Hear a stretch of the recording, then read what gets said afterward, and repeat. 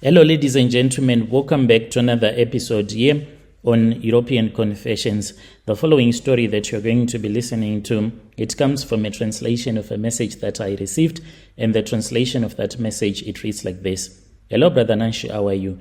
Can you please post my own story as hidden identity? I am a woman who is staying here in Durban, and I really do not know what I can do, and I want your listeners to assist me. And I'll also be following in the comment section, and I'm hoping that people are going to give me good advice, because this is like the situation that I am currently facing, and I don't know if there can be anything that can be done to repair the relationship that is broken down between me and my blesser. He is still taking good care of me, but I don't know if he is taking good care of me so that he can show me that he never cared for me, or if he is taking good care of me so that he can show me that he is still in love with me. I am honestly confused, because at the same apartment where he used to rent for me, that is where I am still staying, and he is buying food for me, but he never pick up my calls, he never answer my messages. He always sent one of his friends who will come with groceries that will last me for the whole month. He blocked all of the bank cards that he had given to me, and he does not allow me to go shopping. Like I do not have any money, like the way that I used to have money when I started dating this guy. You can call me Noku, not a real name. I am a Zimbabwean woman living here in Durban. I thought that I had secured the bag. I thought that I had struck gold, but now I am in deep trouble. I don't know what to do anymore, so I have come here to confess everything as it happened. This is how I became a slave queen. I won't say that I was born into extreme poverty, but from a very young age, I knew what it meant to be poor. I knew what it was like to go to bed on a hungry stomach. I would watch my parents, and I would never wish to be like them. I wanted more. I grew up in a home where money was always scarce, and by the time that I turned 15, all that I could think of was how to escape my situation, my parents' poverty. That was what I wanted to escape.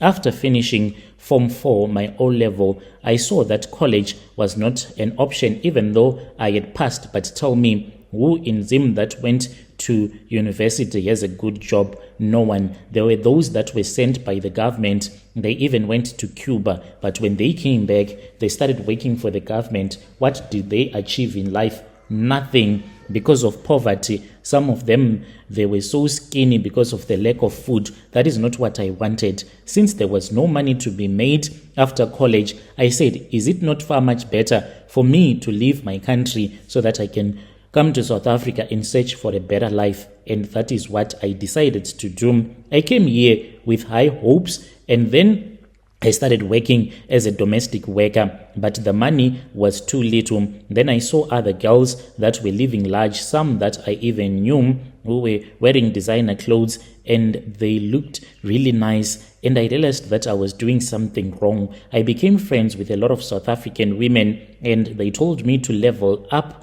I met some girls who showed me the slave queen lifestyle. They introduced me to the art of securing a blesser. I learned that wealthy men, they love women who make them feel special without the drama. But I forgot that a blesser's money always comes at a cost. And then I started to meet a lot of blessers. I met this other guy, a wealthy businessman. He was a big man. Even today, he has multiple businesses in Johannesburg as well as in Durban. So he is always traveling between Joburg and Durban. They have a lot of properties, him and his wife. When we were drinking alcohol, after he had fall for me instantly, because we met also on Tinder, and then he started messaging me in my inbox, and then we met a few times, and I then realized that he was looking for a serious relationship. One day we were drinking alcohol, we were at a club, and then he told me that he was looking for a woman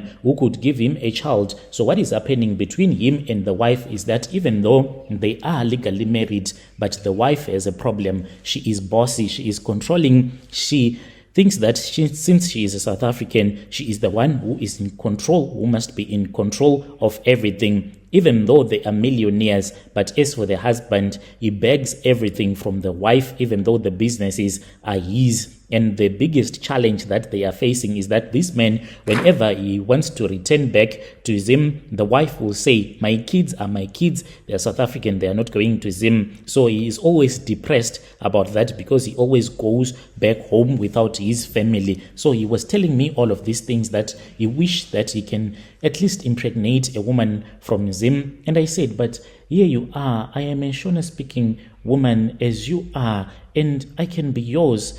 Let us just make a baby together. And he looked at me and he said, no, don't get me wrong, but I do not want to impregnate you because you are a woman of the night. You love going out to clubs. I won't be able to control you. Like, I was really hurt. I said, okay, this is the way that he sees me. Let me change. So I started pretending, like I was pretending that I was a changed woman. When he would come to my apartment, I'll be kneeling down in front of him, never denying him anything, always calm and humble in front of him, so that he started to say that he thought that it was far much better if we could start a family together. I was nervous because when I started doing this slay queen thing, even when I was still back home, there were other things that I did, Brother Nash, so much that I am scared if I will ever be able to have a child or not. I'm not even sure. I did a lot of stuff that I don't even want to mention here on your platform. And this guy was like, please, can you give me a child? And then I spoke with my other South African friends, and then they said, if you tell him that you are pregnant, he's going to give you more money. So I would go and I would buy your pregnancy test kit and give it to women that were pregnant. And then I will sent him the positive result, and he was like, wow, Noku, are you even serious? I'm going to be a father. And I would even fake a tear and will be like, yes, baby, it's your child. But there was no baby in my belly. But his money started flowing. Like, he was giving me money, but now he would be like, here, take this 10K, just like it's nothing. Take care of my baby. I felt like I had made it in life. I stopped doing anything. All that I would do with my friends, we would go to spas, saloons. I even went with that friend of mine who had helped me to become a slay queen to Dubai.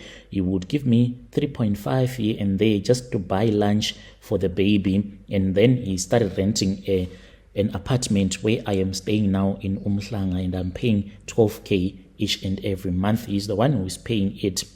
Now, what happened was that after 4 months, I started to face a lot of problems. Like, my biggest challenge was that he was like, but your tummy is not growing at all. I got shocked. And then that was when I had a plan, and I told one of my friends, and then my friend said, you need to fake a miscarriage. So we waited until he had returned back to Joburg. Hey, never lie to a man that has money. Just when he was in Joburg, that was when I texted and I said, babe, I am in pain. There is so much blood that is coming out. The baby has died. It is a miscarriage. He said, okay, I'm coming back now to Durban. And I was like, no need for you to come back to Durban, because what we had planned, me and my friends, was that they were going to help me to get some medication so that I can go on my period. Then it will be like I had a miscarriage. But when you are planning with a man with money, instantly he just said he was going to fly back to Durban from Joburg. And I thought it was going to take him maybe a couple of days. And by then, me and my friends, we would have made a plan. And then he came and he said, where are the ultrasound scans? Because I lied to him that I had gone to the doctors. I ran out of excuses, and he said, no, let's go to the doctors so that we can see if you are okay. We went there to this other Indian doctor. They are good friends. And then that was when the doctor said, no, this woman, it does not seem like she was pregnant, and she should stop taking this pain medication. It is going to damage her uterus. My heart dropped, for he had figured me out. And now that I am desperate, this friend of mine, she is a Zulu-speaking South African. She took me to a market here in Durban, CBD, where they sell some traditional stuff. And then I bought some charms that I was supposed to use on my blesser. But the problem is, like, he's very suspicious.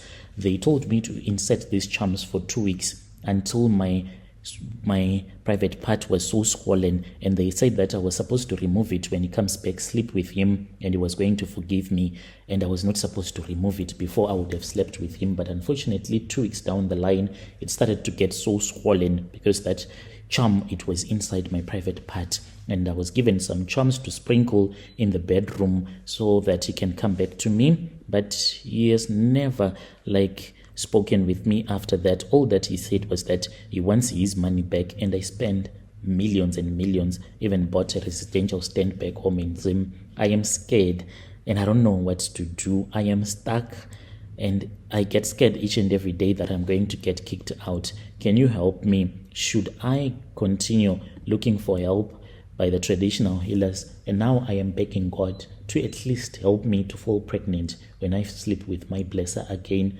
Otherwise, he's going to spit me out and I don't have a plan B. Dear listeners, right there was a message that was sent to me by one of our sister right there. That was the translation of that message that she sent to me. Strange things indeed, they do happen in this world.